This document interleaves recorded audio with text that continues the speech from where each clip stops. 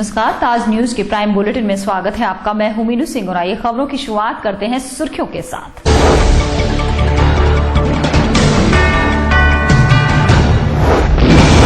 Police भर्ती परीक्षा की सुरक्षा के लिए पुलिस अधिकारियों की माथापच्ची। परीक्षा के दिन पुलिस के अधिकारियों के साथ साथ प्रशासनिक अमला होगा मुस्तैद। बरेली में बदमाशों ने दिन दहाड़े दिखाया अपना दुस्साहस। ट्रांसपोर्टर को मारी गोली, गंभीर रूप से घायल। दबंगों ने घर में घुसकर युवक को पीटा। पीड़ित ने सांसद का सहारा ले लगाई न्याय की गुहार। और सूबे की मुखिया की टेढ़ी नजर से आरटीओ सतर्क। स्मार्ट कार्ड बनवाने की स्पीड हुई तेज।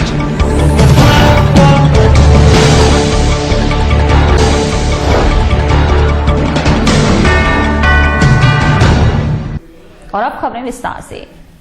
आगामी 15 दिसंबर को आगरा में होने वाली सिपाहियों की लिखित परीक्षा की तैयारियों के लिए पुलिस लाइन परेड ग्राउंड पर एक बैठक आयोजित की गई, जिसमें डीआईजी, एसएसपी के साथ सेंटर्स पर रहने वाले अधिकारी और कॉलेज प्रशासन के लोग भी मौजूद रहे।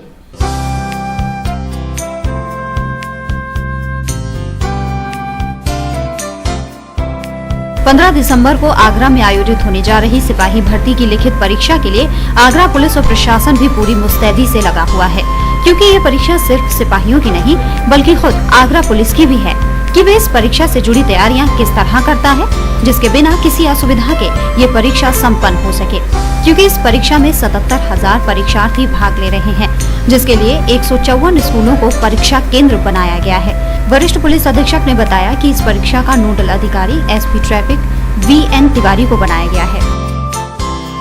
पर 15 तारीख को जो परीक्षा होने वाली है उसमें आगरा में काफ़ी संख्या में अभ्यर्थी रहेंगे। लगभग 77,000 के लगभग अभ्यर्थी हैं और 154 हमारे परीक्षा केंद्र बने हैं और 52 सेक्टर्स के अंदर हम लोगों ने उसको डिवाइड किया है और सभी के साथ में सभी सेक्टर्स पे सेक्टर मजिस्ट्रेट तैनात रहेंगे। और इसके अलावा फ्लाइंग स्क्वाड्स में अलग से सी और SDM की फ्लाइंग स्क्वाड रहेंगी। और हमारे जो डिफरेंट परीक्षा केंद्र है उसके 3 मानक डिसाइड किए गए हैं। 500 से कम वाले अभ्यर्थियों की संख्या वाले परीक्षा केंद्र, 500 से 1000 वाले और 1000 से अधिक वाले।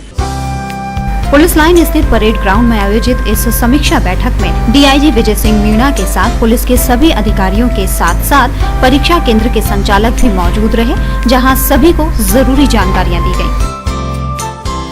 आगामी 15 दिसंबर को आगरा में होने वाली सिपाहियों की लिखित परीक्षा की तैयारियों के लिए आगरा के पुलिस लाइन स्थित परेड ग्राउंड पर समीक्षा बैठक आयोजित की गई, जिसमें आगरा के पुलिस अधिकारियों के साथ नोडल सेंटरों के अधिकारी भी मौजूद रहे। कैमरा पर्सन बालूती मिश्रा के साथ साजिद, ताज न्यूज आगरा। थाना इदमादौला के सुशील नगर में बीते दिनों दबंग पड़ोसियों ने युवक को घर में घुसकर पीटा था, जिसमें युवक को गंभीर चोटें आईं। पीड़ित द्वारा पुलिस पर आरोप लगाया गया है कि पुलिस आरोपियों को गिरफ्तार नहीं कर रही, जिसकी शिकायत करने के लिए पीड़ित सांसद रामशंकर कठेरिया के साथ वरिष्ठ पुलिस अधीक्षक कार्यालय पहुंचा और पीड़ित ने न्याय की गुहार लगाई।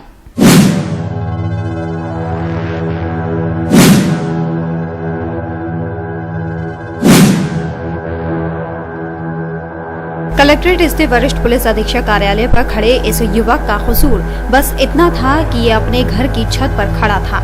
इसी को लेकर पड़ोस में रहने वाले दबंगों ने इस पर हमला बोल दिया और जमकर मारपीट की। फिर भी इनका मन नहीं भरा तो इन्होंने इस युवक के शरीर पर ज्वलनशील पदार्थ डाल दिया, जिससे ये बुरी तरह झुलस गया। पीड़ित की मां ने बताया कि उन्होंने इसकी शिकायत पुलिस से की तो उन्होंने मुकदमा तो कायम कर दिया, लेकिन घटना के 10 दिन बीत जाने के बाद भी आरोपियों को गिरफ्तार नहीं किया है। वो इसी की शिकायत करने के लिए वरिष्ठ पुलिस अधीक्षक से न्याय की गुहार लगा रहे हैं। ये ऊपर काम कर रहा था और आके नीचे इनको पड़ोसियों ने बहुत मारा, 3 लोगों ने बहुत मारा और मार के पता नहीं इसके ऊपर तेजाब डाला है या मट्टी का तेजाब डाला है, पता नहीं। क्या हुआ, आपने शिकायत की इसकी? फिर नहीं थी। हाँ, हमने इसको बचाया लेकिन इसको मार कूट गई और वो दौड़ते भाग। पीड़ित के साथ वरिष्ठ पुलिस अधीक्षक कार्यालय पहुंचे सांसद रामशंकर कठेरिया ने भी पुलिस द्वारा आरोपियों की अभी तक गिरफ्तारी न करने पर नाराजगी जाहिर की। देखिए, ये बालक है, सुशील नगर में रहता है, पल्ली पार, और ये अपने छत पर गीत गा रहा था। उसको लेकर के पड़ोसी ने उसको दूसरे दृष्टि से देखा कि शायद हमारे घर में किसी को देख करके गाली दे रहा है, और इसको लेकर के इसके ऊपर तेजाब डाला गया, पिटाई की गई इसकी। सांसद द्वारा पीड़ित के लिए न्याय की मांग उठाने के बाद पुलिस कितनी तेजी से कार्रवाई करती है, ये देखने वाली बात होगी, या फिर पीड़ित का ये प्रयास भी व्यर्थ जाएगा। बीते दिनों कमिश्नरी पर किसानों के प्रदर्शन के दौरान उन पर हुई पुलिसिया कार्रवाई के विरोध में राजनीतिक दल भी कूद पड़े हैं। इसी श्रृंखला में भाजपा सांसद और भाजपा के पदाधिकारी कमिश्नर से मिले और पुलिस लाइन में किसानों की पिटाई लगाने वाले पुलिस अधिकारियों के खिलाफ कार्रवाई की मांग करते हुए गिरफ्तार किसानों को रिहा करने की भी मांग की।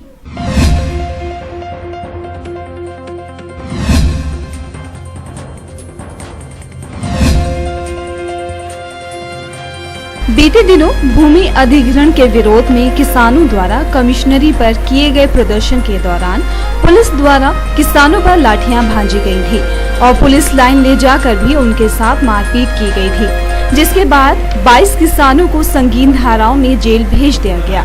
इसी को लेकर अब भाजपा ने भी पुलिस के खिलाफ मोर्चा खोल दिया है।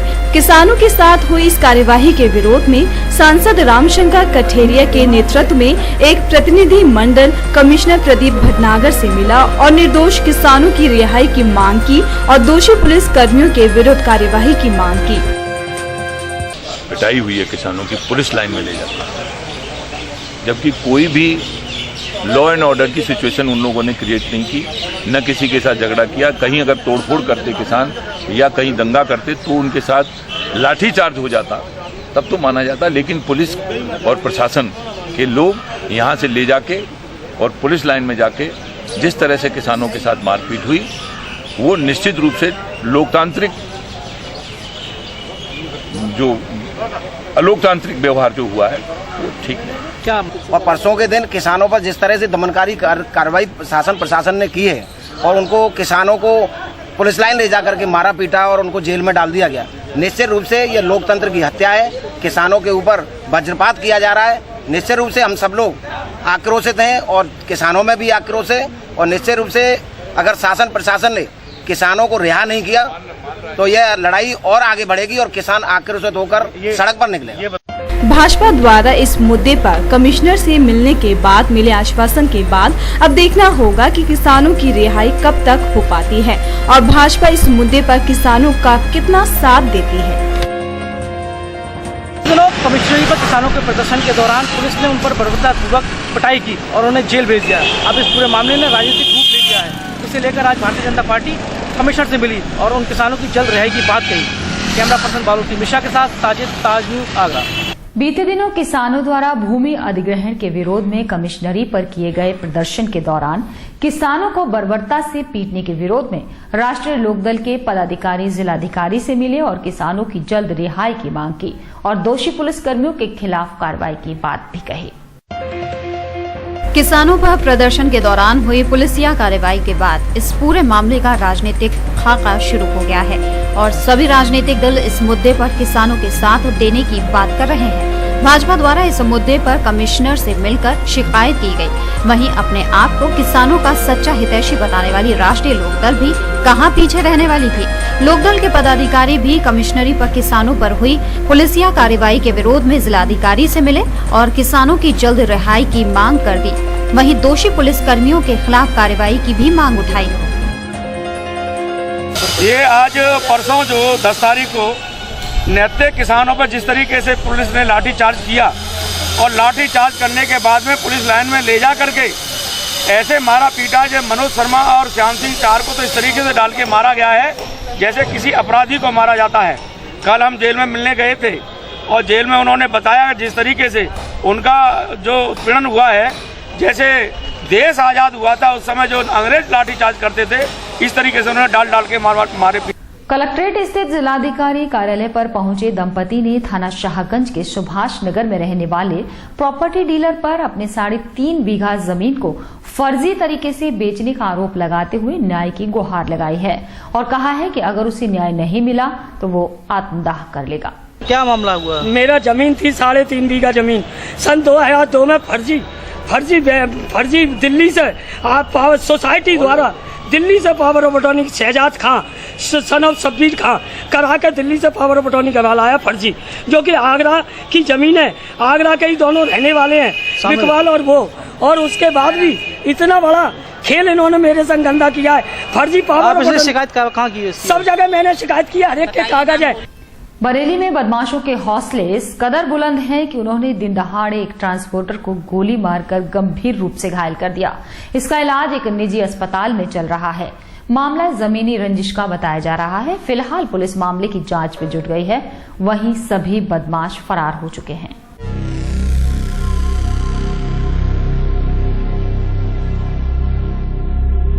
अस्पताल के बेड पर जिंदगी और मौत से जूझता ये है ट्रांसपोर्टर सतीश चंद्र मिश्रा। सतीश चंद्र मिश्रा रोजाना की तरह मणिनाथ मंदिर में आज भी पूजा करने गए थे कि तभी मंदिर से लौटते वक्त बाइक सवार दो बदमाशों ने पीछे से गोली मार दी। सतीश को समझ पाते इससे पहले ही बदमाश फरार हो गए। सतीश के परिजनों के मुताबिक मामला जमीनी रंजिश का बताया जा रहा है। सतीश की करोड़ों की जमीन पर चल रहा मुकदमा 2 दिन पहले ही निपटा था, जिसमें सतीश के पक्ष में फैसला आया था। अपराधियों की गिरफ्तारी के लिए पुलिस ने तत्काल कार्यवाही करते हुए 2 टीमें गठित कर दी हैं। छोटा भाई है हमारा सतीश चंद्र मिश्रा, ये डेली अपने घर से मणिनाथ मंदिर जाते हैं, रूटीन है इनका लगभग 30 साल से। आज भी मंदिर से लौट के आ रहे थे, रास्ते में मस्जिद के आगे एक रेलवे की बाउंड्री है, वहाँ पर सूनी गली है, वहाँ पर पीछे से मोटरसाइकिल से 2 लोग आए और गोली मार दी किसी ने। कि प्रथम दृष्टया ये प्रॉपर्टी डिस्प्यूट है, इन लोगों का कैसे चल रहा है। पहले भी बताया जा रहा है कि पहले भी इस प्रॉपर्टी को लेकर के गोली चली है। आज इनको गोली मारी गई है, हॉस्पिटल में इनको एडमिट करा दिया गया है, सुरक्षित है, इलाज चल रहा है और बहुत जल्दी हम गिरफ्तार कर लेंगे जिन लोगों को। थाना बिथरी चैनपुर के निवासी गांव बिहारीपुर में खुशी के मौके पर फायरिंग के माध्यम से अपनी खुशियों का इजहार करना एक परिवार को बेहद महंगा पड़ गया। इस फायरिंग में एक मासूम गोली का शिकार होकर गंभीर रूप से घायल हो गया, जिसे उपचार के लिए बरेली के एक निजी अस्पताल में भर्ती कराया गया। घटना थाना बिथरी चैनपुर ग्राम बिहारीपुर की है, जहां शादी में शामिल होने के लिए सुमित अपनी मां कांति देवी के साथ गया था। शाम 4 बजे के आसपास जब बारात सज रही थी, तभी कुछ ग्रामीणों ने अचानक फायरिंग कर दी। इस दौरान सुमित घर के छज्जे पर खड़ा था। अचानक वो चीखता हुआ छज्जे से गिर पड़ा। वो खून से लथपथ था। ये दृश्य देख वहां मौजूद लोगों में अफरा तफरी मच गई और जानकारी मिलते ही कांति देवी मौके पर पहुंच गई। इसके बाद वहां मौजूद लोग सुमित को तुरंत ही आंवला स्थित एक अस्पताल ले गए, जहां से उसे बरेली रेफर कर दिया गया। परिजनों ने उसे सिविल लाइंस स्थित एक निजी अस्पताल में भर्ती करवाया है। फिलहाल परिजनों ने पुलिस को इस बाबत कोई भी जानकारी नहीं दी है। सुमित ग्राम बिहारीपुर स्थित सरस्वती शिशु मंदिर में कक्षा 1 का छात्र है। उसकी गोली लगने के कारण मां कांति देवी खासे सख्ते में है। साथ ही पुलिस मामले की जांच में जुट गई है।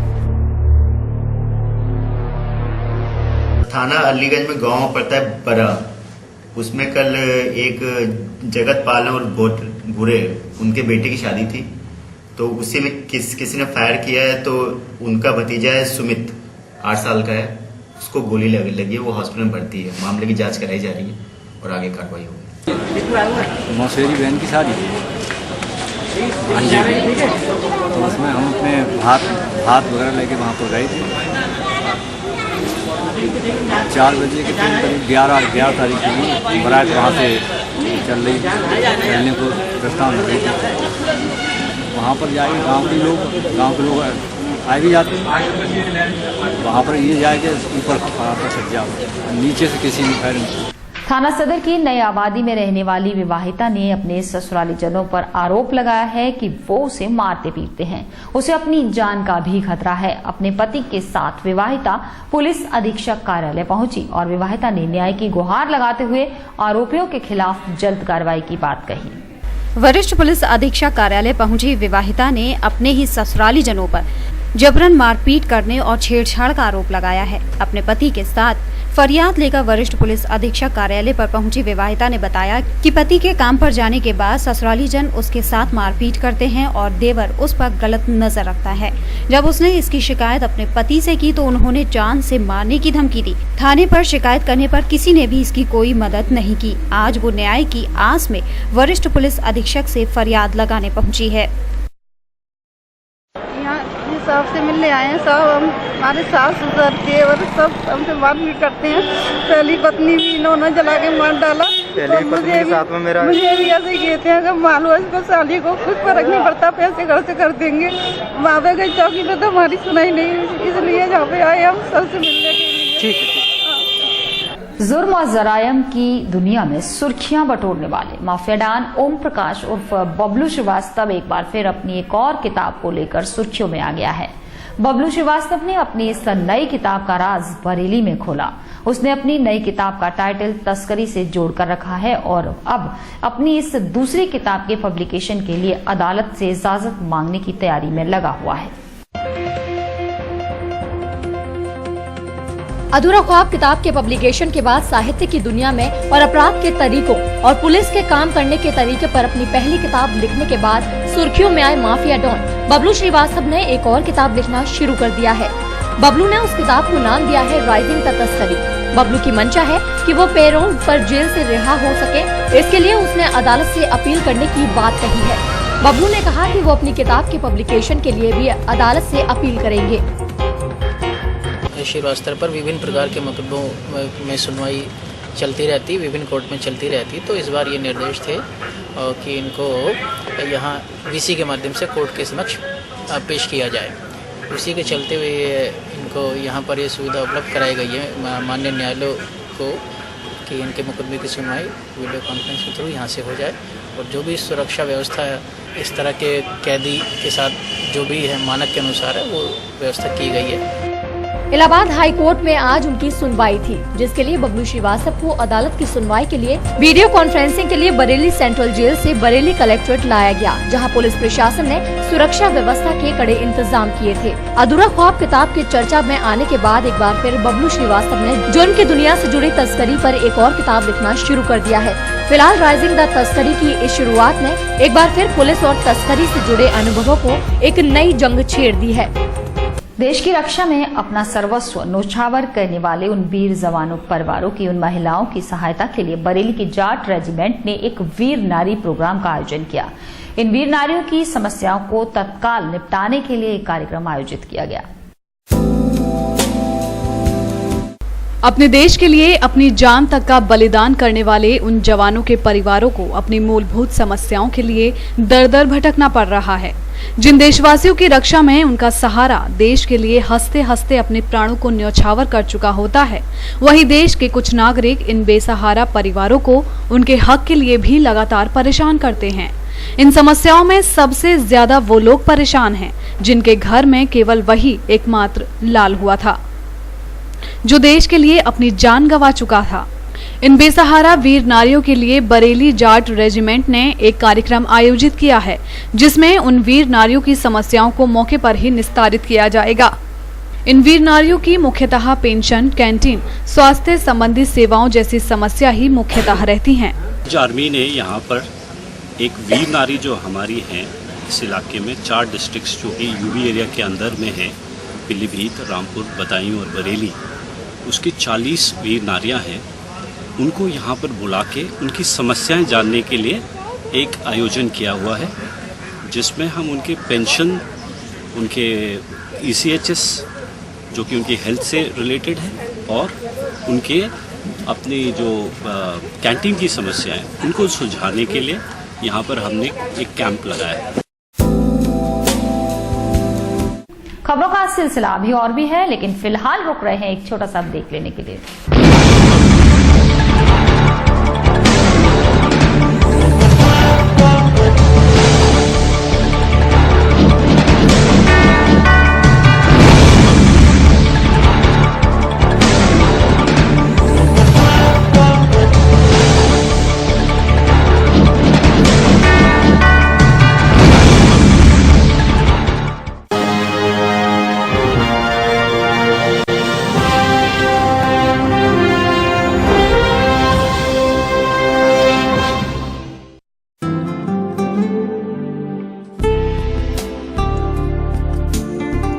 सरल हुआ, सुगम हुआ नया विद्युत संयोजन। अब टोरंट पावर में नया विद्युत संयोजन का आवेदन करना और भी सरल हुआ।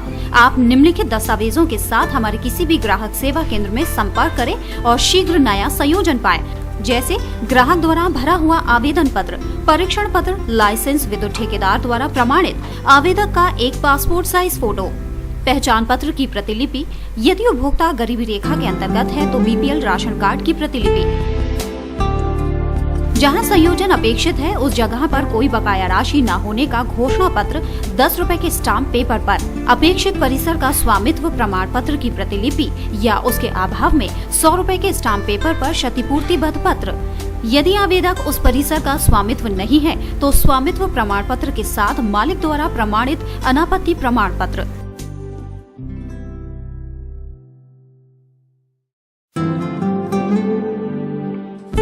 हमारे ग्राहक सेवा केंद्र का पता है पूर्वानंद प्लाजा, राम रघु हॉस्पिटल के सामने, चर्च रोड, आगरा, 49 सदर बाजार, शिवहरी रोड, शॉपिंग आर्केड के सामने, आगरा और 286 जयपुर हाउस, एडीए कार्यालय के निकट, आगरा। हमारा हेल्पलाइन नंबर है 0562 2424 554।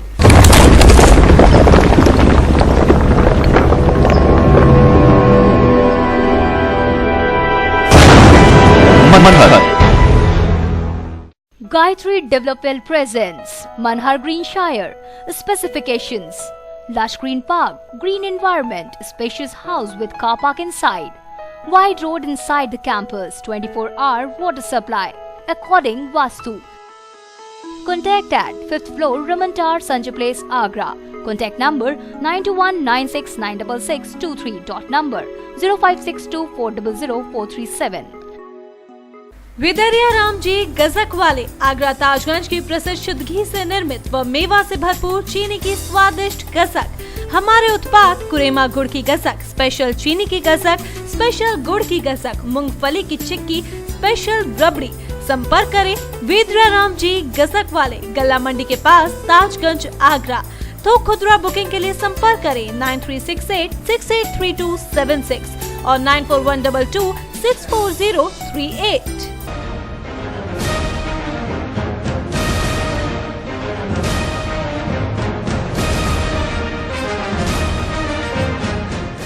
दिनेश स्टील, ये स्टील की जोत है जो अपनी रोशनी दूर तक बिखेर रही है।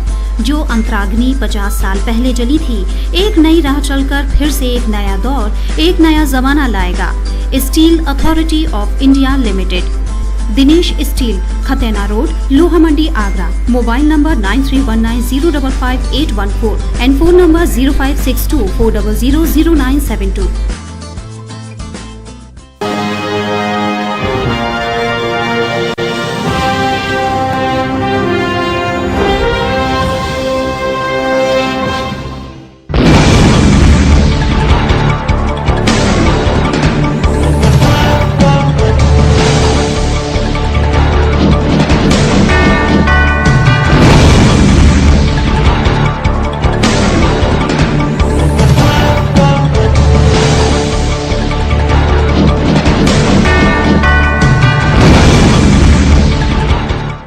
और ब्रेक के बाद अगली खबर।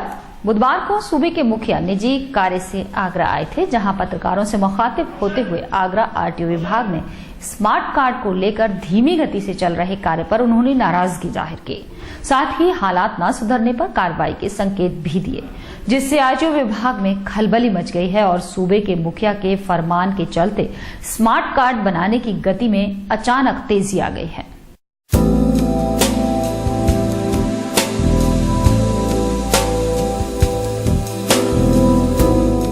आगरा संभागीय परिवहन विभाग में ऊपर से लेकर नीचे तक इस वक्त खलबली मची हुई है। वजह आरटीओ में स्मार्ट कार्ड बनने की धीमी गति पर सूबे के मुखिया की नाराजगी है, जिससे बचने के लिए विभाग में स्मार्ट कार्ड के कार्य में युद्ध स्तर की तेजी आ गई है। सभी स्मार्ट कार्ड के पेंडिंग पड़े कार्ड्स को जल्द समाप्त किया जा रहा है।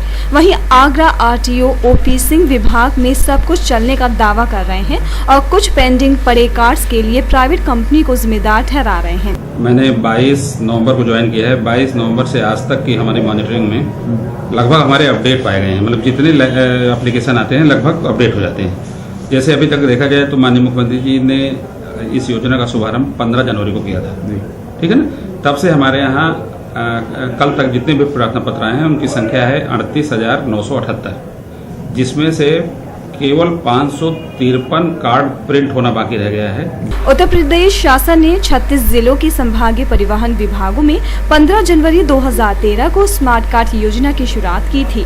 स्मार्ट कार्ड के आने से लोगों को काफी सहूलियत हुई है, जिसके लिए 15 जनवरी 2013 से अब तक 38,978 प्रार्थना पत्र आवेदकों ने जमा किए हैं, जिन पर आगरा आरटीओ ने प्राइवेट कंपनी रोजमाटा के कर्मचारियों से ढुलमुल रवैया अपनाते हुए कार्य कराया और अब सीएम की नाराजगी के बाद आरटीओ अधिकारी खुद की कमी को छुपाते हुए प्राइवेट कंपनी पर दोष डाल रहे हैं।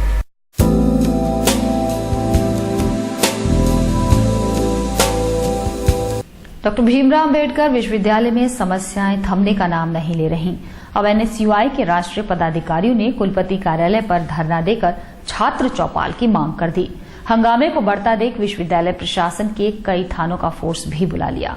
तब तक पुलिस इंटर नहीं हो सकती जब तक ये वीसी चाहिए नहीं, और अगर वीसी ने ये पुलिस यहाँ पर बुलाई है तो हम इसके खिलाफ विरोध करेंगे और यहाँ पर विद्यार्थी पंचायत की जब तक डेट नहीं मिलेगी तब तक हम नहीं हिलेंगे। छात्र संघ चुनाव के नजदीक आते ही सभी पार्टियों के छात्र नेता सक्रिय हो गए हैं।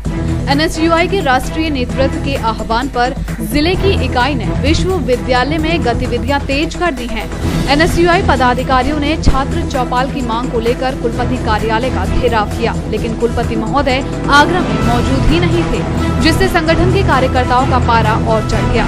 एनएसयूआई पदाधिकारी कुलपति कार्यालय के बाहर धरने पर बैठ गए। धरने पर बैठे छात्र नेताओं ने जमकर नारेबाजी की। उनका कहना था कि कुलपति कई बार छात्र चौपाल का आश्वासन दे चुके हैं, लेकिन छात्र चौपाल लगाने के लिए तैयार नहीं हैं, जबकि यूजीसी के नियमानुसार हर विश्वविद्यालय में छात्र चौपाल लगनी चाहिए। किसी से मेरी अभी भी बात हुई, उन्हें बोला आप मुझे विचार के लिए टाइम दे लीजिए, जैसे कोई मजाक चल रहा है, क्योंकि पिछले वीसी जौहर साहब ने मुझे टाइम दिया कि 3 दिन का टाइम दीजिए। इन वीसी 1 महीने पहले जब मैंने मेमोरेंडम सबमिट किया उन्हें भी बोला आप मुझे 3 दिन का टाइम दे दीजिए। आज मैं जब धरने पे बैठा आज फिर बोला मुझे 3 दिन का टाइम दे दीजिए, और हमारे जो एडमिनिस्ट्रेशन यहाँ डिस्ट्रिक्ट पुलिस एडमिनिस्ट्रेशन है उनने मुझे बताया कि मैं तुम्हारे खिलाफ केस लगा दूंगा। ये प्रेशराइजन और ये हालत मुझे लगता है एक स्टूडेंट फ्रेंडली इन्वायरमेंट होता है। क्यों? क्योंकि अगर वीसी को ये चाहिए और वीसी को पता होना चाहिए यूजीसी रूल्स और रेगुलेशन है कि नहीं मानते हैं तो हमारा अनिश्चितकालीन धरना चलता रहेगा, और अगर जो हमारी मांगे नहीं मानी जाती तो हम लोग आगे भूख हड़ताल पे बैठे। छात्र नेताओं की माने तो उन्होंने जब कुलपति को फोन लगाकर छात्र चौपाल के बारे में बात की तो कुलपति बौखला गए और उन्होंने आनन फानन में विश्वविद्यालय परिसर में कई थानों का फोर्स बुला लिया। पुलिस को देखकर छात्र नेता और ज्यादा भड़क उठे और छात्र नेताओं ने विश्वविद्यालय प्रशासन को चुनौती देते हुए भूख हड़ताल पर बैठने की धमकी दे दी। अब देखना ये होगा कि एनएसयूआई के लिए चुनौती कुलपति को छात्र चौपाल के लिए कितना बाध्य कर पाती है, या फिर एनएसयूआई की ये रणनीति सिर्फ बंदर धुड़की साबित होती है। तब तक पुलिस इंटर नहीं हो सकती जब तक ये वीसी चाहिए नहीं, और अगर वीसी ने ये पुलिस यहाँ पर बुलाई है तो हम इसके खिलाफ विरोध करेंगे और यहाँ पर विद्यार्थी पंचायत की जब तक डेट नहीं मिलेगी तब तक हम नहीं हिलेंगे। यूनिफॉर्म वितरण में हुई घपलेबाजी की जांच करने के लिए 40 सदस्यीय टास्क फोर्स का गठन किया गया। प्राइमरी स्कूल्स में ड्रेस वितरण की हकीकत यही टास्क फोर्स बताएगा। आगामी 18 दिसंबर को मंडलायुक्त की मंडल भर की यूनिफॉर्म वितरण की रिपोर्ट टास्क फोर्स से सौंपेगी।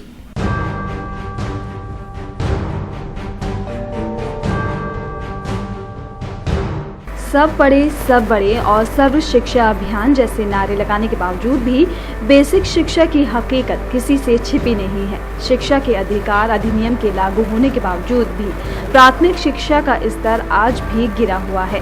सरकारी स्कूल्स में स्टूडेंट्स को 2 जोड़ी निःशुल्क ड्रेस राज्य सरकार की ओर से दी जाती है। कई स्कूल्स में अभी तक ड्रेस का वितरण नहीं हुआ है। वहीं जहां वितरण हुआ भी है वहां मानकों के अनुरूप ड्रेस नहीं दी गई है। इन्हीं शिकायतों की वजह से एडी बेसिक शिक्षा ने मंडल भर के स्कूल्स में ड्रेस वितरण की हकीकत जानने के लिए 40 सदस्यीय टास्क फोर्स का गठन किया था। यूनिफॉर्म की गुणवत्ता के लिए जो टास्क फोर्स लगाई गई है चेक करने के लिए, उसकी 18 दिसंबर को आयुक्त सभागार में संयुक्त विकास आयुक्त की अध्यक्षता में मंडल भर में 45 अधिकारी लगाए गए। सभी जिला बेसिक शिक्षा अधिकारी आएंगे और हमारे सभी खंड शिक्षा अधिकारी भी वहाँ उपस्थित रहेंगे और उसकी समीक्षा की जाएगी और ब्लॉकवार और विद्यालयवार और जिलेवार इसकी पूरी समीक्षा की जाएगी और ये देखा जाएगा कि कहाँ पर गुणवत्ता खराब हुई है। और गुणवत्ता में जो भी कमी पाई जाएगी उसके लिए उसके जो विद्यालय के प्रधानाचार्य निर्देशित किया जाएगा कि उसकी कटौती कर ली जाए। मंडल भर के स्कूल्स की जांच कर ड्रेस वितरण की गुणवत्ता का पता लगाया जा रहा है। उप मंडलीय शिक्षा निदेशक आर.पी. शर्मा के मुताबिक इस बार यूनिफॉर्म वितरण में 6 बिंदुओं पर जांच कराई जा रही है, जिनमें कपड़े की क्वालिटी के साथ साथ सिलाई जैसी बिंदुओं पर भी जांच कमेटी गौर करेगी। टास्क फोर्स आगामी 18 दिसंबर को मंडलायुक्त के समक्ष बैठक में अपनी रिपोर्ट पेश करेगा, जिसमें दोषी पाए जाने वाले प्रधानाचार्यों के खिलाफ विभाग कार्यवाही करेगा। अब देखना ये होगा कि पहले से पटरी से उतरी बेसिक शिक्षा व्यवस्था इस सघन जांच अभियान से कितनी लाइन पर आती है, या फिर ये जांच भी सिर्फ कागजों में सीमित होकर रह जाएगी।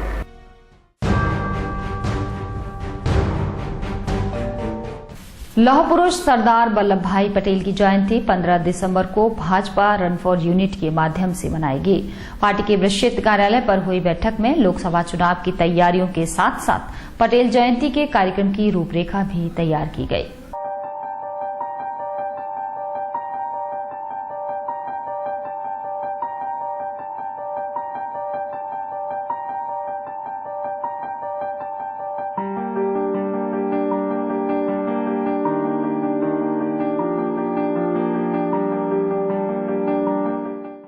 भाजपा पदाधिकारी अब आगामी 15 दिसंबर को लौह पुरुष सरदार वल्लभ भाई पटेल जयंती मनाएंगे। इस दिन राष्ट्रीय नेतृत्व के आह्वान पर देश भर में रन फॉर यूनिटी कार्यक्रम होगा। रन फॉर यूनिटी में जिले भर के पार्टी पदाधिकारी संजय प्लेस शहीद स्मारक से आगरा कॉलेज तक दौड़ेंगे। गुजरात में सरदार पटेल की भव्य लौह प्रतिमा बनाई जा रही है, जिसके लिए भी जिले भर के पार्टी कार्यकर्ता लोहा इकट्ठा करके गुजरात भेज रहे हैं। लौह पुरुष वल्लभ भाई पटेल जी की जो 15 दिसंबर को हो गई है, तो पूरे देश में महानगरों में रन फॉर यूनिटी हो गई है। उसके तैयारी के विषय में बातचीत कार्यकर्ताओं से करनी है कि ये निश्चित हुआ है कि शहीद स्मारक से लेकर के आगरा कॉलेज, शहीद स्मारक से स्टार्ट होगा, आगरा कॉलेज ग्राउंड तक समाप्त होगी।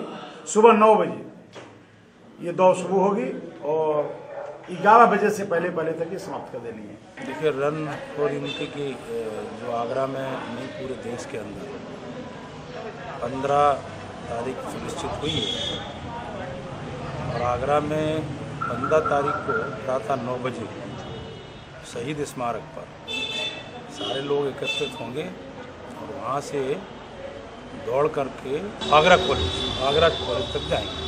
पार्टी के ब्रज क्षेत्र कार्यालय पर हुई बैठक में जिले भर के विधानसभा प्रभारी भी मौजूद रहे। लोकसभा चुनाव की तैयारियों को लेकर भी मंडल अध्यक्षों की राय जानी गई। विधानसभा चुनावों में अपना परचम लहराने के बाद भाजपा पदाधिकारी 2014 के लोकसभा चुनावों में जुट गए हैं, लेकिन अंदरूनी कलह से जूझ रहा पार्टी का संगठन रन फॉर यूनिटी की दौड़ लगाकर कितना सफल होता है, कहना अभी मुश्किल है। हाईकोर्ट बेंच की स्थापना की मांग को लेकर 20 दिसंबर को प्रधानमंत्री आवास घेरने को सफल बनाने के लिए संघर्ष समिति द्वारा 7 टीम्स का गठन किया गया है। ये टीम्स विभिन्न जिलों में जाकर वहां के बार एसोसिएशन पदाधिकारियों से संपर्क करेंगी और प्रधानमंत्री आवास घेरने में सहयोग करने की अपील भी करेंगी।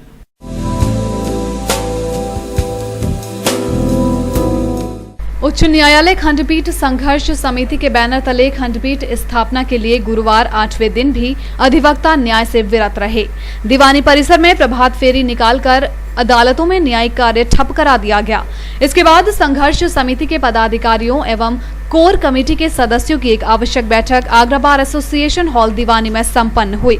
बैठक में 20 दिसंबर को दिल्ली में प्रधानमंत्री निवास पर खंडपीठ की मांग को लेकर होने वाले विशाल प्रदर्शन की रणनीति तैयार की गई, जिसमें 7 टीमें विभिन्न जिलों में जाकर अधिवक्ताओं से संपर्क स्थापित करेंगी और दिल्ली में होने वाले प्रदर्शन में भागीदारी निश्चित करेंगी। आज 20 तारीख का जो प्रधानमंत्री निवास पर जो प्रदर्शन हमारा खंडपीठ बैंक को होने जा रहा है, उसकी तैयारी के लिए रणनीति बनाने के लिए एक बैठक हुई थी आज, जिसमें संघर्ष समिति के सभी पदाधिकारी और कोर कमेटी के सदस्यों ने भाग लिया था। तो विभिन्न जिलों के लिए 4-4 अधिवक्ताओं की कमेटी गठित की गई है। जो वहाँ टीमें गठित की गई है, अभी 7 टीमें गठित की हैं आज। बैठक में दीवानी के सभी बारों के पदाधिकारियों को जिम्मेदारी दी गई तथा दीवानी से बाहर कमिश्नरी, तहसील आदि बार एसोसिएशन के पदाधिकारियों से भी संपर्क साधा गया और उन्हें भी जिम्मेदारियां दी गयी। मनीष सिंह ने बताया कि मथुरा, छाता, फिरोजाबाद, मैनपुरी, हाथरस, एटा, कासगंज आदि जगहों के लिए वकीलों की टीम गठित कर उन्हें 13 दिसंबर को रवाना कर दिया जाएगा।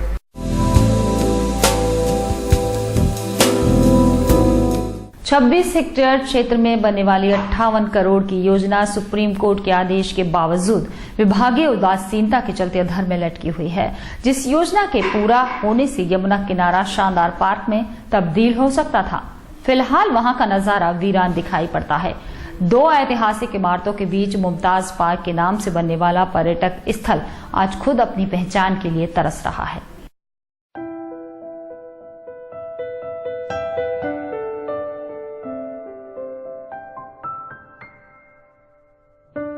बेकार हालात में पड़ा यमुना का यह किनारा एक मामूली सी बदसूरत तस्वीर दिखा रहा है, जो विभागीय उदासीनता का नतीजा है। जहां भविष्य में शानदार पार्कों को बनना था, वहां वीरानी छाई है।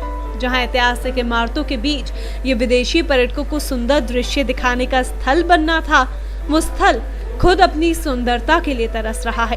पूरा प्रोजेक्ट है जिसमें cycle track, butterfly park, camel safari, motor boats, jetty, इसका रेस्ट हाउस का रिनोवेशन होना है और उसी में 26 हेक्टेयर प्लांटेशन होना है टायर कॉरिडोर वाले हिस्से में पूरे में। तो ये माननीय उच्चतम न्यायालय पहले नेशनल मॉन्यूमेंट अथॉरिटी ने यहाँ पे नेशनल अथॉरिटी जो है मॉन्यूमेंट अथॉरिटी कमिश्नर साहब देखते हैं, तो उनके हमने प्रेषित किया तो उन्होंने जांच बिठाई। उत्तर प्रदेश की पूर्व सरकार यमुना के किनारे ताज कॉरिडोर बनाना चाहती थी, जिसका अभी तक अता पता ही नहीं।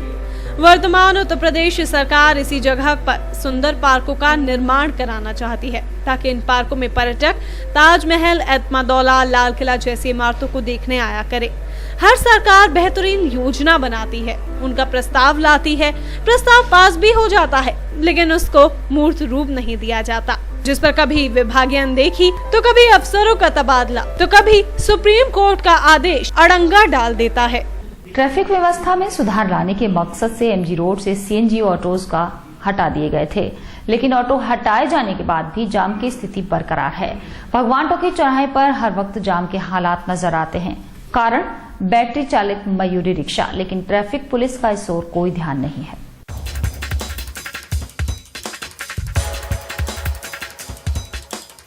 शहर का मुख्यतम कह जाने वाला भगवान टॉकीज का चौराहा आए दिन जाम के झाम से जूझता नजर आ रहा है। जहां बीते दिनों शहर की सड़कों से जाम खत्म करने की नजर से सीएनजी ऑटो हटाए गए थे, वहीं सीएनजी ऑटो जाने के बाद भी सड़कों पर जाम के हालात ज्यों के त्यों बने नजर आते हैं। बीते कुछ समय से मयूरी रिक्शा सड़कों पर जाम को अंजाम देते नजर आ रहे हैं। सड़कों पर अधिक जगह घेरकर ये रिक्शे और भी ज्यादा जाम का कारण बन रहे हैं। वहीं सड़कों पर जाम की व्यवस्था को सुधारने में लगी ट्रैफिक पुलिस भी इस ओर कोई ध्यान नहीं दे रही। पुलिस तो अपना काम कर दी, वो तो सुबह से धनवाई में लगी रहती है। उन्हें तो केवल पैसों से मतलब, उन्हें जाम से कोई मतलब नहीं है, उन्हें केवल पैसा चाहिए। काफी परेशानी, बहुत ज्यादा परेशानी उठानी पड़ती है। इन लोगों को केवल अपने पैसों से मतलब है, हमें पैसा चाहिए बस। चौराहे पर देखने को मिल रही है? हाँ मिल रही है, लेकिन कोने में बाइक खड़ी करके जिसे रुकवा लिया या फिर वाहनों को कोई नहीं हटा रहा, लेकिन अब पैसे कमाने में लगे। आए दिन लगने वाले जाम की वजह से जहां आम राहगीरों को बड़ी परेशानियों का सामना करना पड़ रहा है, वहीं लाइफलाइन कहलाए जाने वाला एमजी रोड अब जाम सड़क के नाम से भी जाना जाने लगा है। वहीं ट्रैफिक को सुचारू बनाए रखने के लिए लगी ट्रैफिक पुलिसकर्मी भी अपनी ड्यूटी ठीक तरह से नहीं निभाते। अब देखना ये होगा कि ये व्यवस्था कब तक सुधर पाती है।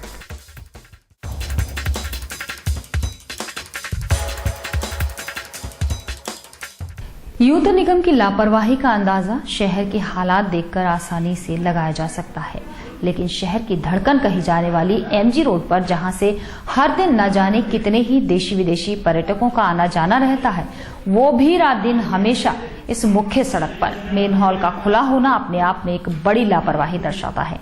लेकिन निगम के अधिकारियों को इसकी कोई परवाह नहीं।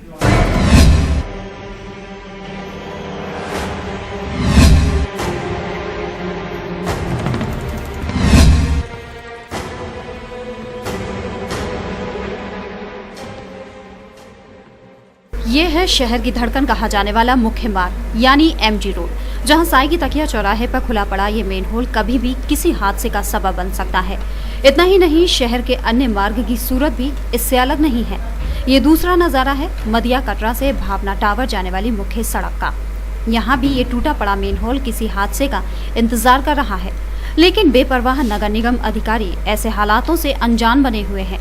इस बारे में जब नगर आयुक्त इंद्र विक्रम सिंह से ताज न्यूज की टीम ने बात की तो उनका कहना था कि सड़क बनाते समय ये लोग लापरवाही बरतते हैं, साथ ही कहीं सड़क से नीचे तो कहीं सड़क से ऊपर उठाकर इन्हें बना दिया जाता है।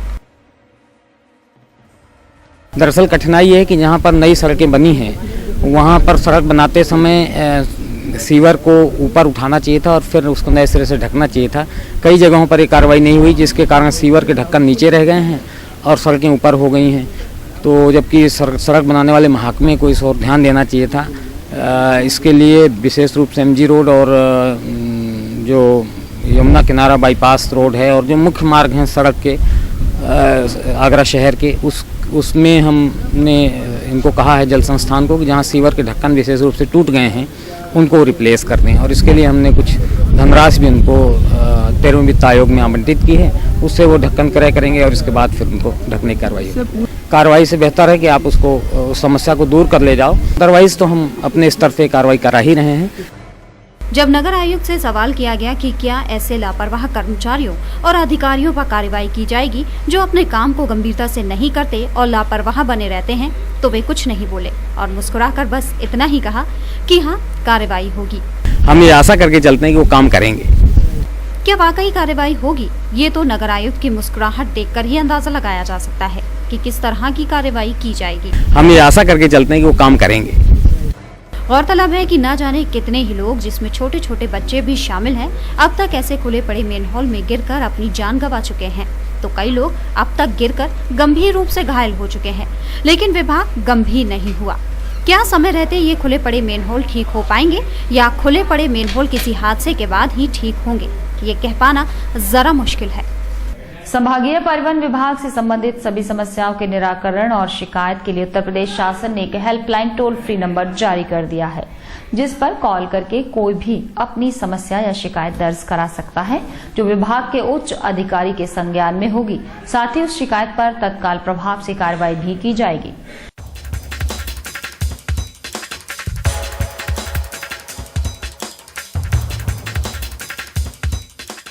एक 800-1800-151। जी हाँ, अब इसी टोल फ्री नंबर पर आगरा संभागीय परिवहन विभाग से संबंधित सभी समस्याओं और शिकायतों के लिए कॉल कर सकेंगे आप। उत्तर प्रदेश सरकार ने आरटीओ विभाग में पैदा होती समस्याओं के हल के लिए लाइनों में लगने वाले लोगों को एक उपहार दिया है, जिस पर कॉल करके कोई भी व्यक्ति अपनी समस्या बता सकता है, जिस पर उच्च अधिकारी तुरंत कार्यवाही करेंगे और शिकायत दर्ज कराने पर उसका निराकरण भी किया जाएगा। अभी हमारे यहाँ एक योजना शुरू होने जा रही है हेल्पलाइन जी। अभी उसका रिहर्सल हुआ है, जल्दी मेरे ख्याल से एक हफ्ते में के अंदर शुरू हो जाएगी वो जी। शायद हो सकता है ये 15 दिसंबर से। किस तरह की हेल्पलाइन होगी सर? ये हेल्पलाइन तो लोगों के लिए एक तरह से सहयोग के लिए ही है जी। जैसे अभी तक आपको कोई जानकारी करना है तो आप यहाँ ऑफिस आते थे, है ना,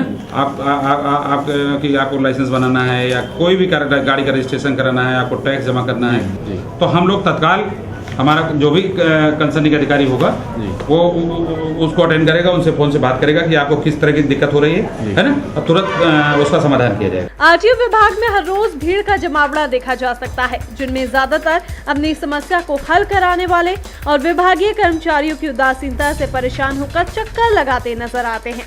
साथ ही कुछ लोग विभाग में वाहन टैक्स जमा कराने के लिए भी घंटों लाइन में लगे रहते हैं, जिन्हें अब किसी भी तरह की परेशानी नहीं उठानी पड़ेगी। आरटीओ विभाग का ये टोल फ्री नंबर इन सभी समस्याओं का समाधान करने में कारगर साबित होगा, लेकिन अब ये समय आने पर ही मालूम पड़ेगा, क्योंकि टोल फ्री नंबर पर समस्या सुनने वाले भी वही लोग हैं जो पहले खिड़कियों पर बैठकर लोगों की समस्या तो सुनते थे, लेकिन समाधान के बारे में सोच विचार नहीं करते थे।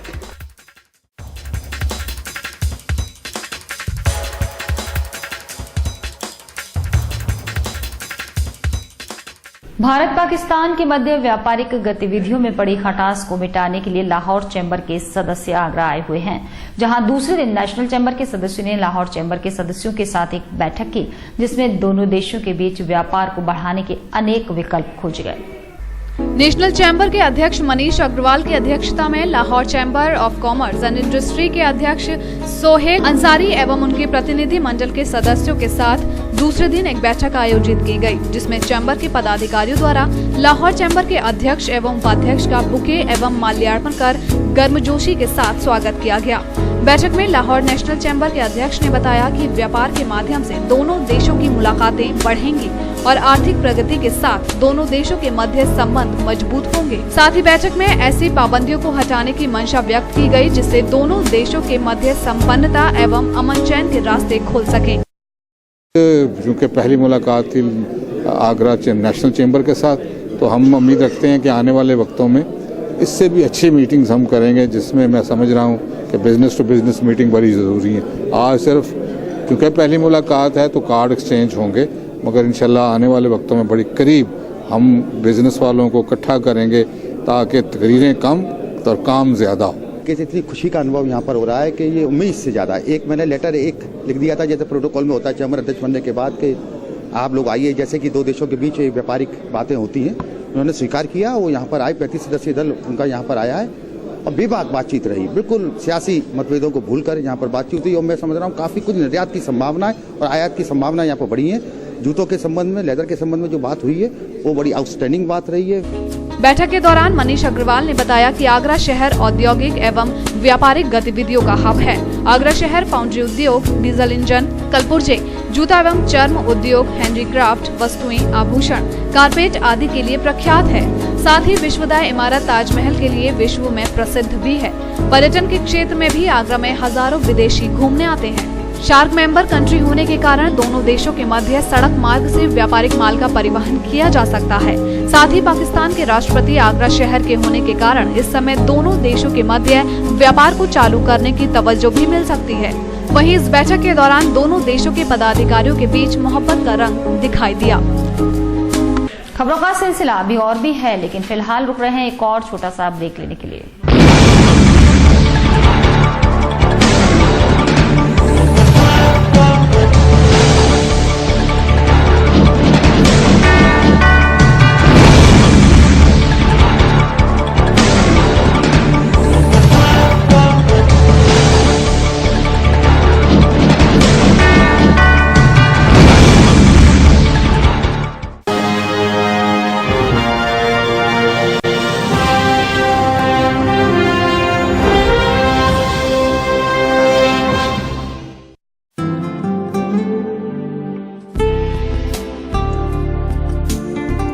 सरल हुआ, सुगम हुआ नया विद्युत संयोजन।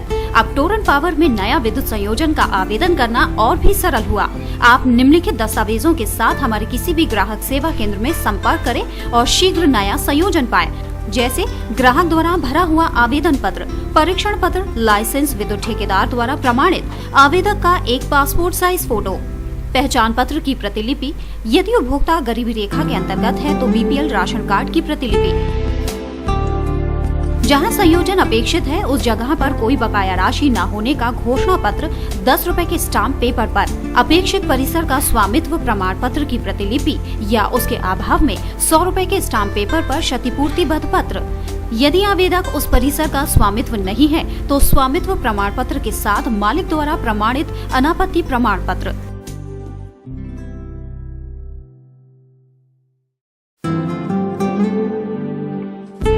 हमारे ग्राहक सेवा केंद्र का पता है पूर्वानंद प्लाजा, राम रघु हॉस्पिटल के सामने, चर्च रोड, आगरा, 49 सदर बाजार, शिवहरी रोड, शॉपिंग आउटलेट के सामने, आगरा और 286 जयपुर हाउस, एडीए कार्यालय के निकट, Agra.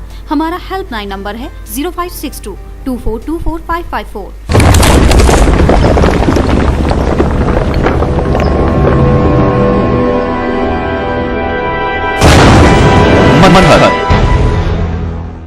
Gayatri Development presents Manhar Greenshire. Specifications: lush green park, green environment, spacious house with car park inside, wide road inside the campus, 24-hour water supply, according Vastu. Contact at 5th floor, Raman Tower, Sanjay Place, Agra. Contact number 9219696623. Number 0562400437। विदरिया Ram ji गजक वाले आगरा ताजगंज की प्रसिद्ध शुद्ध घी से निर्मित व मेवा से भरपूर चीनी की स्वादिष्ट गजक।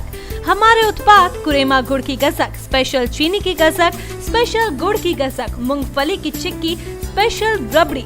संपर्क करें विदरिया राम जी गजक वाले, गल्ला मंडी के पास, ताजगंज, आगरा। तो खुदरा बुकिंग के लिए संपर्क करें 9368683276 और 9412264038।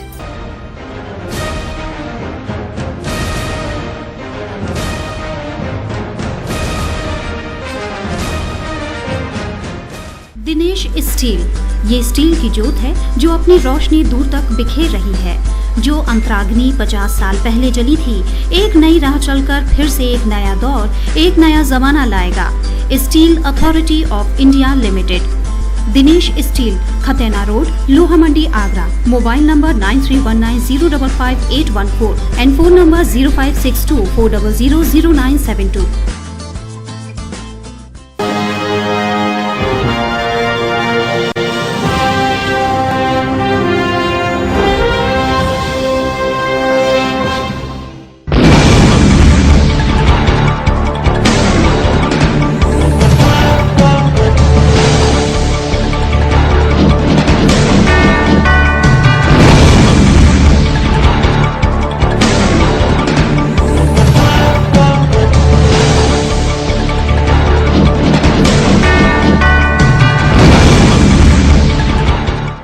उत्तर प्रदेश जल निगम महासंघ की जिला इकाई ने जल निगम कार्यालय पर धरना दिया।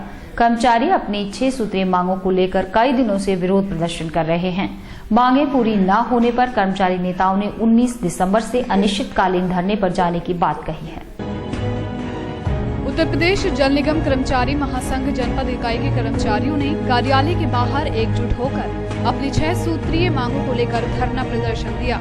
वहीं जल निगम कर्मचारियों के अनुसार पिछले कई वर्षों से लगातार कर्मियों पर लंबित समस्याओं का निराकरण नहीं किया गया है। साथ ही कर्मियों के ऊपर हो रहे उत्पीड़न व शोषण के कारण अब उन्हें दफ्तरों में काम छोड़कर धरना देने पर मजबूर होना पड़ रहा है। % पदोन्नति माध्यम से लेखाकार की पदोन्नति होनी चाहिए, एक तो वो नहीं हुई है। दूसरी चीज जो हमारा बोनस है 3 साल से हमें बोनस मिलना चाहिए। चौथी चीज महंगाई भत्ता जो हमारा विगत 3 साल से जो ड्यू पड़ा हुआ महंगाई भत्ता हमें रेगुलर दिया जाए। और इसके हमारे जो पेंशनर्स हैं उनके जो आरक्षित हैं उनको आजीवन पेंशन दी जाए। ये खास बात तो ये है कि उत्तर प्रदेश सरकार में समस्त कर्मचारियों को समय से डीए दिया जाता है जनवरी और जुलाई में, जो कि जल निगम को कभी भी समय से नहीं मिला। इस समय भी उत्तर प्रदेश सरकार में करीब सन 2012 से रुका हुआ है। और इस प्रकार की समस्याएं उत्तर प्रदेश सरकार में इसकी हम लोगों को नकदीकरण बंद कर दिया गया है। नकदीकरण की सुविधा काफी समय से चली आ रही है। जो उत्तर प्रदेश जल निगम के समस्त कर्मचारी हैं, यहाँ तो करीब सही आंकड़ा देकर 20,000 करीब कर्मचारी हैं। कभी धरना देकर तो कभी सौहार्दपूर्ण वातावरण में वार्ता कर अपनी मांगों को पिछले 2 सालों से संगठन द्वारा अनुमति पाने के प्रयास किए जा रहे हैं, लेकिन शासन और प्रशासन समस्याओं की ओर कोई ध्यान नहीं दे रहा, जिससे समाधान के बजाय जिन समस्याओं पर शासनादेश निर्गत हो चुके हैं उन्हें भी लागू न कर शासनादेश में निहित व्यवस्थाओं में भी परिवर्तन किया जा रहा है, जिससे कर्मियों का मानसिक उत्पीड़न और शोषण हो रहा है।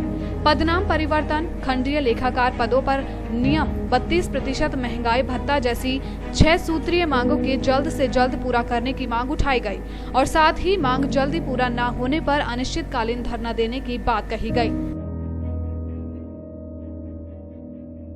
नारी रक्षा अभियान के तत्वावधान में महिला उत्पीड़न को रोकने के लिए 15 दिसंबर को दीवानी चौराहे पर स्थित भारत माता की मूर्ति पर केंद्र सरकार से 3 सूत्रीय मांगों को पूरा कराने के लिए आमरण अनशन किया जाएगा। ये जानकारी मध्य कटरा स्थित वैभव होटल में एक प्रेस वार्ता के दौरान दी गई। देश और प्रदेश में बढ़ रही महिलाओं के ऊपर जो आपराधिक घटनाएं हो रही हैं, चाहे वो छेड़छाड़ हो, बलात्कार हो, किसी भी तरह का उत्पीड़न हो, चेन स्नैचिंग हो या दहेज के लिए होने वाली प्रताड़नाएं हो, इस तरह की घटनाओं में लगातार वृद्धि हो रही है। और इस वृद्धि को देखते हुए नारी रक्षा अभियान ने 27 फरवरी से एक जन जागरूकता अभियान की शुरुआत की। इस अभियान को हमने आगरा और इसके आसपास के 22 जिलों में विभिन्न स्कूलों में, कॉलेजेस में, बस्तियों में, गाँव में, पंचायतों में इस अभियान को चलाया और वहाँ पर महिलाओं को उनके ऊपर हो रहे अपराधों के प्रति और वो किस तरह से अपनी सुरक्षा ले सकती हैं, इसके प्रति जागरूक किया। हरिपर्वत स्थित एमडी जैन इंटर कॉलेज प्रांगण में 29 जोड़े परिणय सूत्र में बांधे जाएंगे। हर नवयुगल को महासभा द्वारा गृहस्थी का सामान उपहार में मिलेगा। समारोह की पूर्व संध्या पर एमडी जैन इंटर कॉलेज के शांति सागर सभागार में मेहंदी और महिला संगीत की रस्म का उत्साहपूर्वक आयोजन किया गया।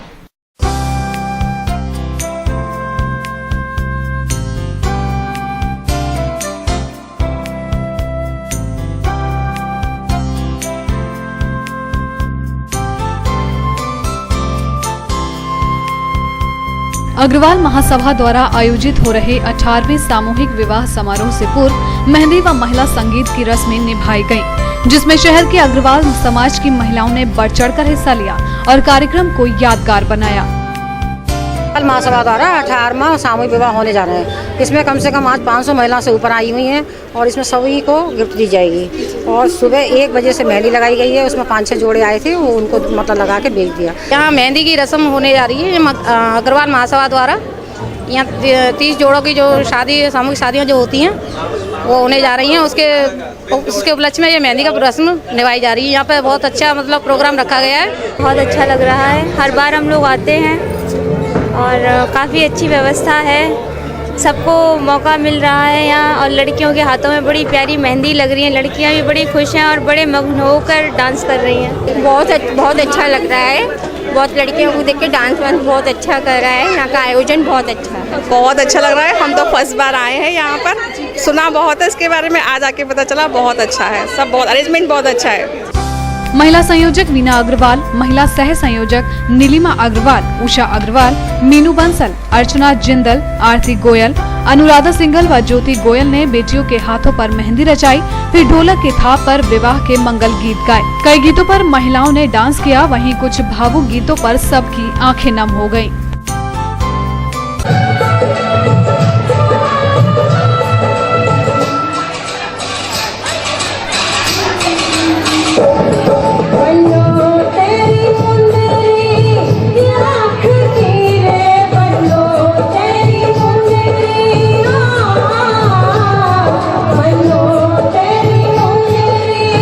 एसएन मेडिकल कॉलेज का वार्षिकोत्सव यानी फ्लेम्स 2013 के 5वें दिन मेडिकल स्टूडेंट्स ने चिकित्सा व्यवसाय में बढ़ते कमीशन पर चिंता जताई है। वाद विवाद प्रतियोगिता के तहत कमीशन खोरी पर लगाम लगाने की शपथ दिलाई गई। एसएन मेडिकल कॉलेज के स्टूडेंट्स अपना वार्षिकोत्सव फ्लेम्स 2013 मना रहे हैं। वार्षिक उत्सव के 5वें दिन एलटी सभागार में कार्यक्रम आयोजित किया गया। मेडिकल स्टूडेंट्स ने फ्लेम्स में चिकित्सा व्यवस्था में बढ़ती कमीशनबाजी पर चिंता व्यक्त की। वाद विवाद प्रतियोगिता के माध्यम से कमीशन विषय पर छात्रों की राय ली गई। कार्यक्रम में विचार व्यक्त करते हुए डॉक्टर्स ने इसे व्यवसाय के लिए अभिशाप बताया।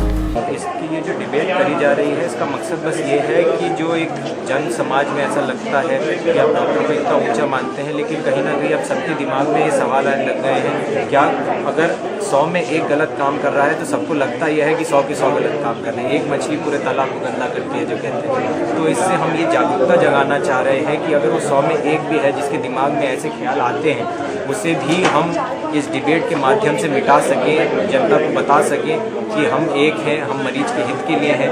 और वो एक जो पूरे पानी गंदा कर रहा है वो भी शायद हमारी बातें सुन के समझ सके कि जो वो कर रहा है या जिसके दिमाग में आ भी रहा है गलत है।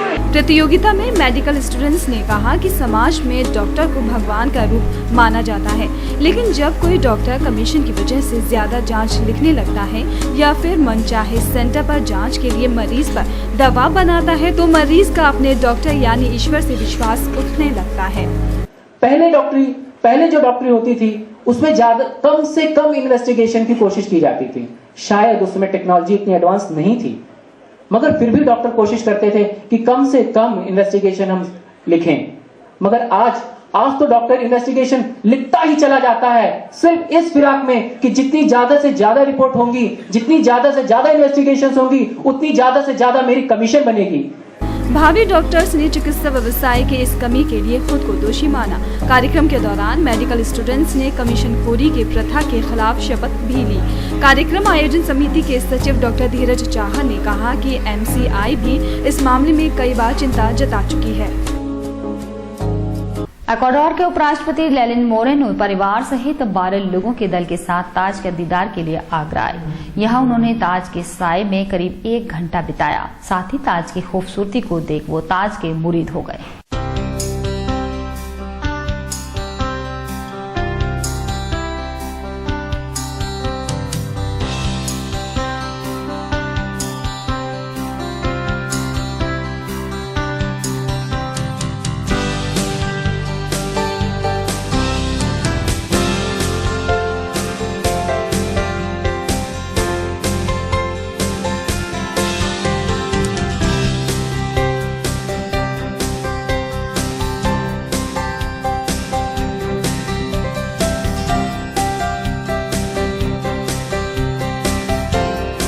ताल फिरोज खां को मुख्य पर्यटन स्थल में शुमार करने की निगम की कोशिशें लगातार जारी हैं। इस ताल की साफ सफाई का काम युद्ध स्तर पर चल रहा है। इसी कड़ी में नगर आयुक्त ने ताल फिरोज खां का दौरा कर अधिकारियों को दिशा निर्देश दिए।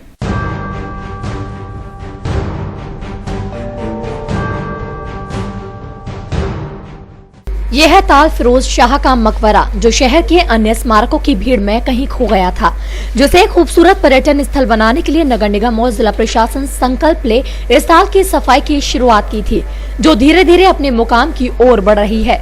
करीब 3 माह के सफाई अभियान में नगर निगम का विशेष योगदान रहा है। इसकी सफाई का पूरा जिम्मा नगर निगम देख रहा है। इसी कार्य का ताजा हाल जानने को नगर आयुक्त इंद्र विक्रम सिंह ने खुद नाव में बैठकर ताल का निरीक्षण किया और यहाँ चल रहे काम का जायजा लेकर नगर निगम अधिकारियों को दिशा निर्देश भी दिए। नगर आयुक्त ने बताया कि इस साल के लिए हमने 3 माह का समय रखा था, लेकिन अब हमने लक्ष्य रखा है। नगर आयुक्त ने बताया कि इस ताल की गहराई करीब 30 से 40 फुट है, इसलिए ताल की सफाई को बड़े एहतियात के साथ कराई जा रही है। हमने इस ताल की सफाई को लक्ष्य से पूर्व यानी 14 जनवरी तक पूरा करने की सोचा है, ताकि इसे जल्द से जल्द सुंदर बनाकर यहाँ नौकायान लुत्फ भी लोगों को करने का मौका मिल सके और गुम हो चुके इस पर्यटन स्थल को फिर से जिंदा किया जा सके। ताल फिरोज खां के सफाई का शुभारंभ हमने 4 दिसंबर से किया था और पहले चरण में 4 से 21 तारीख तक का हमने कार्यक्रम बनाया था कि इसमें जो कुछ हम साफ कर पाएंगे, क्योंकि मालूम नहीं था कि वास्तव में इस तालाब की सफाई के लिए हमें कैसे संसाधन चाहिए होंगे और इसमें कितना श्रम लगेगा और क्या तकनीकी होगी। इन सब चीज़ों से अनभिज्ञ थे और हमने एक शुरुआत की थी कि चाहे कुछ भी करना पड़े, कोई भी प्रयास करने पड़े, इसको एक बार स्वच्छ करके हम इस ऐतिहासिक इमारत को और इस ऐतिहासिक तालाब को संरक्षित करने का प्रयास करेंगे। ताल फिरोज खां के इस ताल की सफाई नगर निगम के लिए एक बड़ी चुनौती है, क्योंकि ये ताल काफी बड़े क्षेत्र में फैला हुआ है। तो वहीं इस ताल पर सरकंडों का पूरा कब्जा हो चुका है, जिसे हटाने में ही सबसे ज्यादा समय लग रहा है। एक बार ये सफाई हो जाए तो इस ताल की सफाई में फिर ज्यादा वक्त नहीं लगेगा। अगर सब कुछ ठीक रहा तो पर्यटकों के साथ साथ शहरवासियों को भी जल्द अपने शहर में बचे ताल में नौकायान करने का मौका मिलेगा। लेकिन ये सपना कब तक पूरा हो पाता है, ये तो ताल के साफ होने के बाद ही पता चल पाएगा।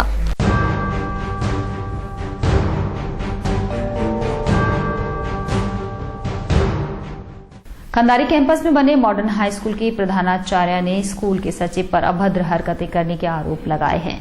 प्रधानाचार्य के मुताबिक सचिव साहब लगातार उनके साथ अश्लील हरकतें करते रहने की चेष्टा करते रहते हैं। इस बात की शिकायत उन्होंने कई बार उच्च अधिकारियों से भी की, लेकिन किसी ने इस बात को गंभीरता से नहीं लिया। इतना ही नहीं, इन मोहतरमा ने अपनी जान का खतरा भी बताया है।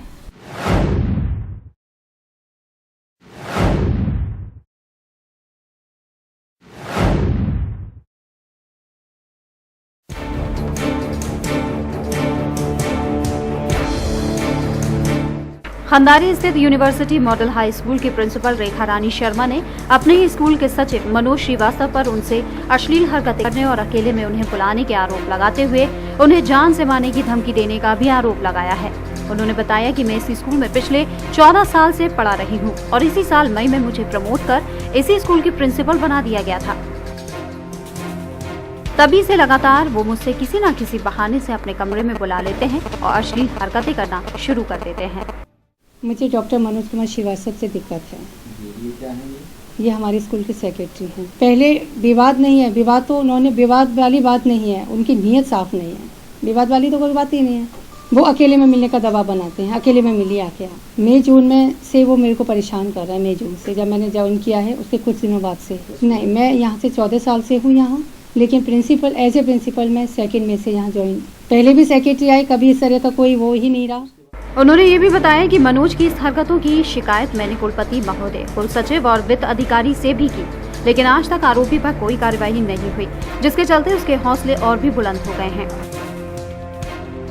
इतना ही नहीं, अभी हाल ही में 2 दिसंबर को वो मेरे कमरे में घुस आए और अशोभनीय भाषा का इस्तेमाल करते हुए मुझे धमकाने लगे, साथ ही मुझे देख लेने की बात भी कही। उन्होंने ये भी कहा कि करीब 2 साल पहले ऐसे ही एक मामले में आरोपी जेल भी जा चुका है, लेकिन इसकी हरकतें कम नहीं हो रही। उल्लेखनीय है कि ये इस तरह की कोई पहली घटना नहीं है। इस तरह की घटनाएं पहले भी न जाने कितने शिक्षा के मंदिरों में हो चुकी हैं।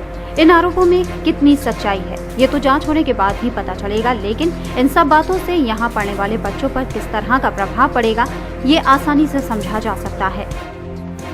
बहरहाल अभी स्कूल के प्रिंसिपल ने आरोपी सचिव के खिलाफ कानूनी कार्रवाई करने की बात कही है।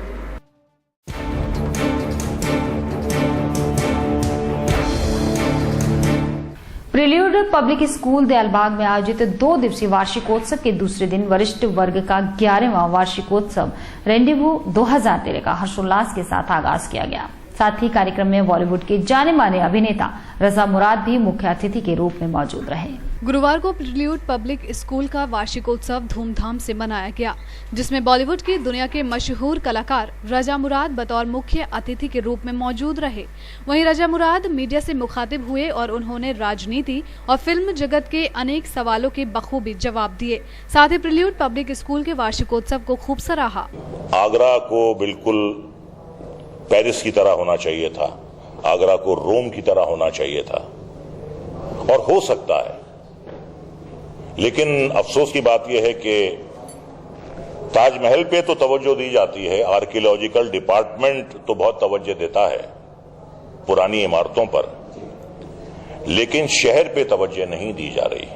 आज हमने एक जो नई चीज करी है वो ये करी है कि वेलनेस लोगो को हमने रिलीज किया है और एक वेलनेस सॉन्ग जो है हमने प्रोड्यूस दिया है देश की जनता के लिए, क्योंकि आज की समस्या और आज की जो सबसे बड़ी जरूरत है समय की वो है वेलनेस की। प्रिल्यूड पब्लिक स्कूल के वार्षिकोत्सव की शुरुआत रजा मुराद द्वारा दीप प्रज्वलित कर की गई, जिसके बाद स्कूल के छात्र छात्राओं ने रंगारंग कार्यक्रम प्रस्तुत किए, जिसमें छात्रों ने अनेकों डांस परफॉर्मेंस कर डांस किया, जिसे सभी ने खूब सराहा। और इसी के साथ फिलहाल बुलेटिन में सिर्फ इतना ही। अगले बुलेटिन में नई खबरों के साथ आपसे फिर मुलाकात होगी। जुड़े रहिए ताज न्यूज से।